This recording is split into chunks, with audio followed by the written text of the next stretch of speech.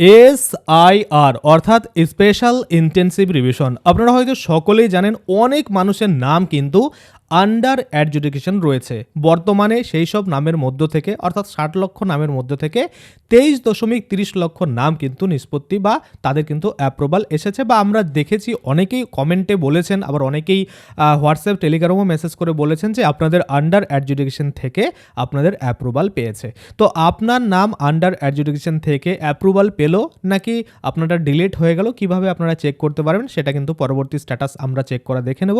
আপাতত আমরা দেখে নিই যে এই যে পেপারে বেরিয়েছে 23.30 লক্ষের সমাধান নিষ্পত্তি হলো, মন্ত্রী শশী পাজারও কিন্তু যে নাম সেটা কিন্তু বিবেচনাধীন তালিকায় ছিল এবং সেই বিবেচনাধীন তালিকা থেকে অ্যাপ্রুভাল কিন্তু পেয়েছে।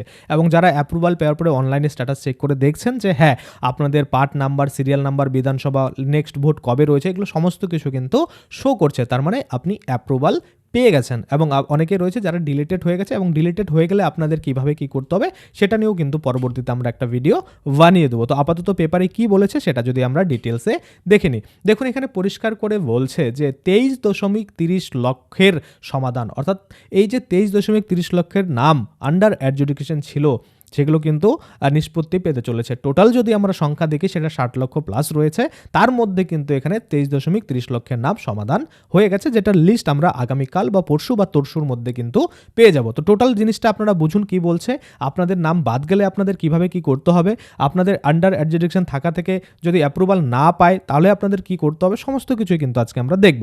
দেখুন কি বলছে, এখনো পর্যন্ত বিবেচনাধীন 23,30,000 নিষ্পত্তি করেছে বিচারকরা।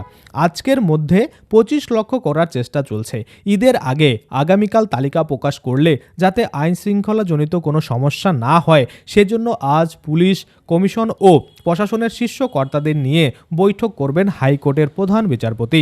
আবার শশী পাজার নাম বিচারাধীন তালিকায় থাকার বিষয়টি কিন্তু নিষ্পত্তি হয়ে গিয়েছে বলে জানালো কমিশন, কিন্তু দিলীপ ঘোষের বক্তব্যের কি পদক্ষেপ করা হবে তা স্পষ্ট করেনি কমিশন। বুধবার দিলীপ ঘোষের বিরুদ্ধে কমিশনে উস্কানিমূলক মন্তব্য করার অভিযোগ করে তৃণমূল।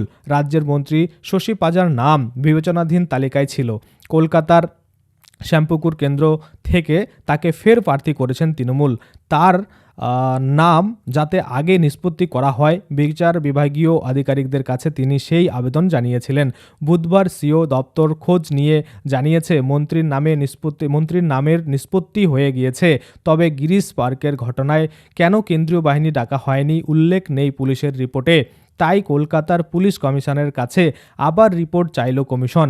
সিও দপ্তর সূত্রে খবর, পুলিশের রিপোর্টে বলা হয়েছে কত এফআইআর হলো, কতজন গ্রেপ্তার হয়েছেন, কিন্তু আগাম সতর্কতা কী ছিল, 1 ঘন্টা ধরে অশান্তি চললেও কেন কেন্দ্রীয় বাহিনী আসেনি, এইসব ডাকা হয়নি তার উল্লেখ নেই।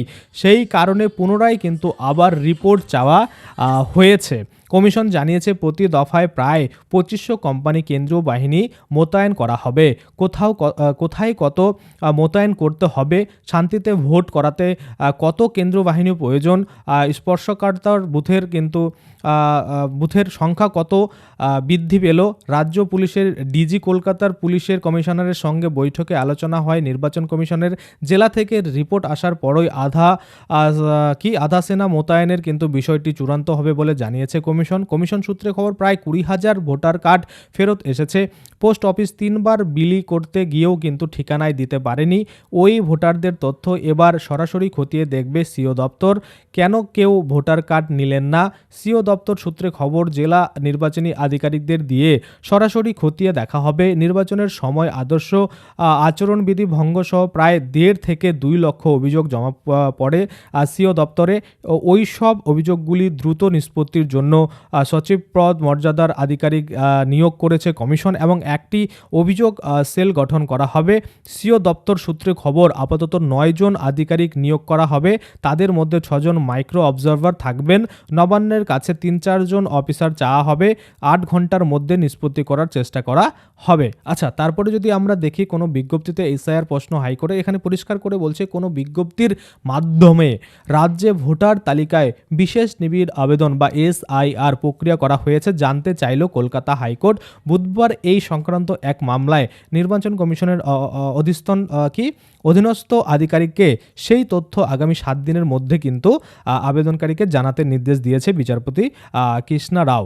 আমরা যদি দেখি মামলাকারী অর্ক মাইতির বক্তব্য, নির্বাচন কমিশনের সিদ্ধান্তে রাজ্য জুড়ে স্পেশাল ইন্টেন্সিভ রিভিশন বা এসআইআর প্রক্রিয়া হয়েছে। এই বিশেষ নিবিড় সংশোধন উদ্দেশ্য বৈধ ভোটারের নাম ভোটার তালিকায় যুক্ত করা, তালিকায় থাকা অনুপ্রবেশকারী মৃত ভোটারদের নাম বাতিল করে বাদ দেওয়া। আচ্ছা, এই আবেদনে তিনি জানিয়েছে নির্বাচন কমিশনের কাছে নিশ্চয়ই তথ্য আছে কে অনুপ্রবেশকারী, কোন বিদেশির নাম ভোটার তালিকায় রয়েছে। তাই মামলাকারীর তথ্যের অধিকার আইন বা আমরা যদি দেখি আরটিআই নির্বাচন কমিশনের কাছে তথ্য চেয়ে আবেদন জানিয়েছে। আবেদনে উল্লেখ করা হয়েছে কোন সার্কুলারের ভিত্তিতে রাজ্যে এসআইআর প্রক্রিয়া হয়েছে এবং যে নথিতে অনুপ্রবেশকারীদের তথ্য রয়েছে তা আবেদনকারীকে দেওয়া হোক। আমরা যদি দেখি তারপরে বলেছে এই দিকটা রয়েছে, আপনারা দেখুন, মামলাকারীর দাবি কোনো কারণ না দেখে সারা পশ্চিমবঙ্গে এসআইআর প্রক্রিয়া করেছে নির্বাচন কমিশন, যা আইন বিরুদ্ধ, এবং আমরা আরটিআই করে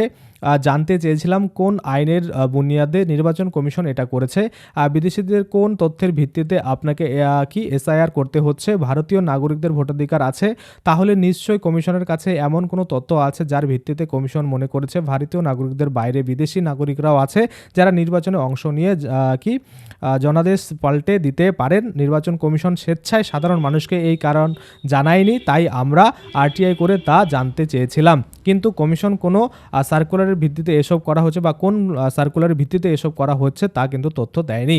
তাহলে আমরা একটা জিনিস দেখলাম, এই যে টোটাল নিউজটা বেরোয়েছে, টোটাল দুটা পার্টের নিউজ আমি আপনাদের দেখালাম, এবং দুটা পার্টের নিউজে আমরা দেখতে পেলাম যে টোটাল এখনও পর্যন্ত কিন্তু 23.30 লক্ষের নিষ্পত্তি হয়েছে, এবং আজকে পর্যন্ত সেটা কিন্তু 25 লক্ষ ছাড়িয়ে যাবে। এবং এই যে ঈদের আগে বা ঈদের মধ্যে বা ঈদের দিন বা ঈদের একদিন আগে এই যে নোটিশ যেটা সাপ্লিমেন্টারি সেটা কিন্তু আসতে পারে, বা নতুন করে যে অ্যাপ্রুভালের লিস্ট সেটা কিন্তু আসতে পারে। তো আজকে বৃহস্পতিবার, খুব সম্ভবত শুক্রবার না হলে শনিবারের মধ্যে কিন্তু আপনারা দেখবেন একটা লিস্ট কিন্তু প্রকাশ করা হতে পারে, যেখানে কিন্তু সাপ্লিমেন্টারিদের নাম থাকবে বা সাপ্লিমেন্টারি লিস্টে যাদের নাম আসবে তারা ধরে নিন আপনারা কিন্তু ফাইনাল লিস্টে আপনাদের নাম পেয়ে গেলেন এবং আপনারা আগামী ভোট কিন্তু সেটা দিতে পারবেন। এবার অনেকেরই বক্তব্য থাকে যে দাদা আমাদের আন্ডার অ্যাডজুডিকেশন রয়েছে, সেক্ষেত্রে আমরা বুঝবো কিভাবে যে আমাদের আন্ডার অ্যাডজুডিকেশন থেকে অ্যাপ্রুভাল হলো নাকি ডিলিট হয়ে গেল। দেখুন, ওই লিস্ট পেলে লিস্ট থেকে দেখে আপনি বুঝতে পারবেন আপনার নাম কেটে গেছে না বেঁচে রয়েছে।